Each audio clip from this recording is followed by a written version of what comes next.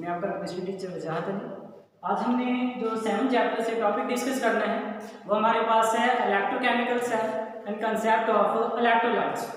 Electrochemical cell क्या होता है? इलेक्ट्रोकेमिकल सेल बेसिकली एक ऐसा सिस्टम होता है जिसके अंदर दो मेटेलिक इलेक्ट्रोड किसी भी इलेक्ट्रोलाइट के सोल्यूशन के अंदर डिप किए जाते हैं और उन दोनों इलेक्ट्रोलाइट्स को हम एक बैटरी के साथ क्या कर देते हैं, कनेक्ट कर देते हैं। बेसिकली इलेक्ट्रोकेमिकल सेल जो होता है ये इलेक्ट्रिक चार्ज स्टोरेज डिवाइस होती है जिसके अंदर इलेक्ट्रिकल चार्ज को क्या किया जाता है, स्टोर किया जाता है। तो डेफिनेशन की बात करते हैं, electrochemical cell is a system in which two electrodes are deep in a solution of an electrolyte which are connected to a battery। Diagram भी बनाई गई दो मेटालिक इलेक्ट्रोड्स। अब कौन कौन सी मेटल्स को एज अ इलेक्ट्रोड हम यहाँ यूज किया जा सकता है? इसमें आयरन यूज कर सकते हैं, सिल्वर यूज कर सकते हैं, गोल्ड यूज कर सकते हैं, एल्यूमिनियम ईटीसी यूज कर सकते हैं।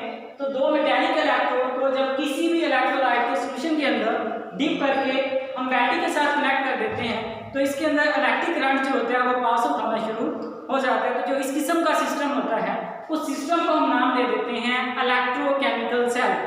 इलेक्ट्रोकेमिकल सेल्स की अगर हम टाइप्स की बात करें, there are two types of electrochemical cell. कौन कौन सी दो टाइप्स? उसमें इलेक्ट्रोलाइटिक सेल होता है और दूसरी जो टाइप है हमारे पास गैल्वेनिक सेल। तो हमारे पास टू टाइप्स के इलेक्ट्रोकेमिकल सेल्स होते हैं, electrolytic cell as well as galvanic cell. इसके बाद जो नेक्स्ट हमने टॉपिक डिस्कस करना है, कंसेप्ट ऑफ इलेक्ट्रोलाइट्स।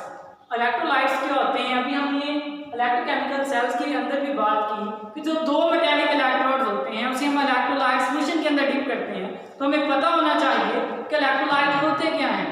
बेसिकली कोई भी सब्सटेंस इलेक्ट्रोलाइट के उस वक्त कहलाएगा अगर उसकी मोल्टन फॉर्म से या उसके सॉल्यूशन फॉर्म से इलेक्ट्रिक करंट क्या हो जाए, कंडक्ट हो जाए।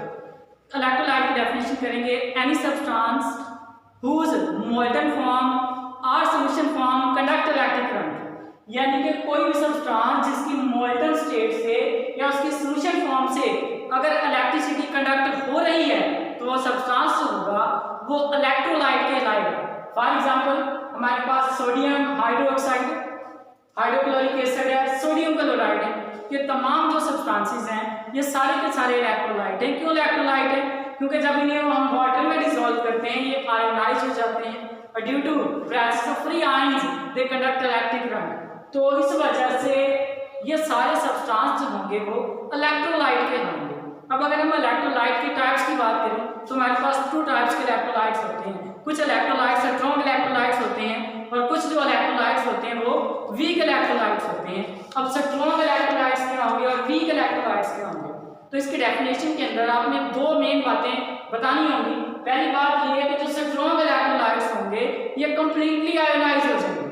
जब स्ट्रॉन्ग इलेक्ट्रोलाइट कंप्लीटली आयोनाइज होंगे तो ये मोर आयंस प्रोड्यूस करेंगे। तो डेफिनेशन भी यही बनेगी, those electrolyte which ionizes completely and produce more ions in aqueous solution are called strong electrolytes.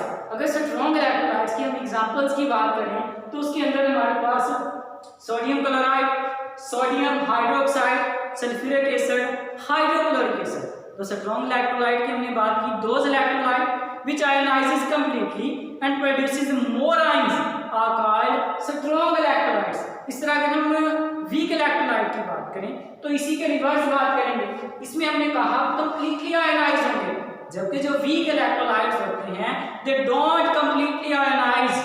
दूसरी बात हमने कहा कि जो strong होंगे ये more ions प्रोड्यूस करेंगे। तो जो weak electrolyte होंगे they produce less number of ions, ये कम ions प्रोड्यूस करेंगे।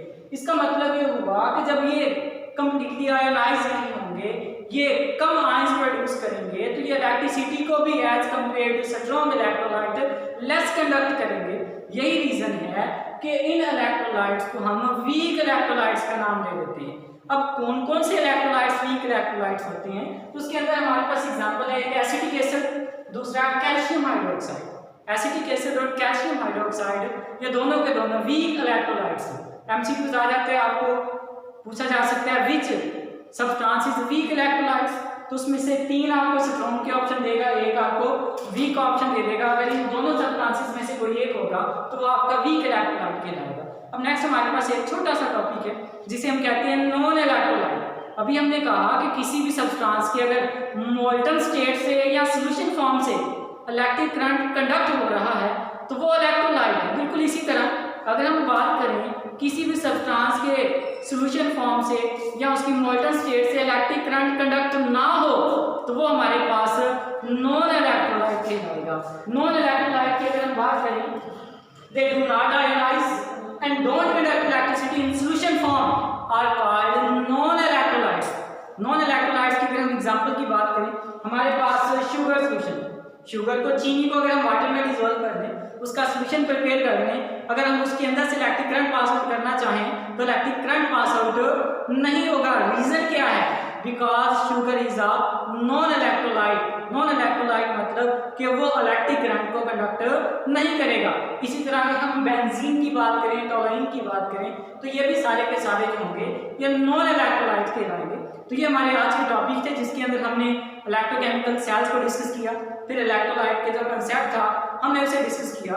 अगर इन टॉपिक्स के अंदर आप लोगों को कोई भी कन्फ्यूजन हो तो आप मुझसे व्हाट्सएप पर कॉन्टैक्ट कर सकते हैं। अल्लाह हाफिज़।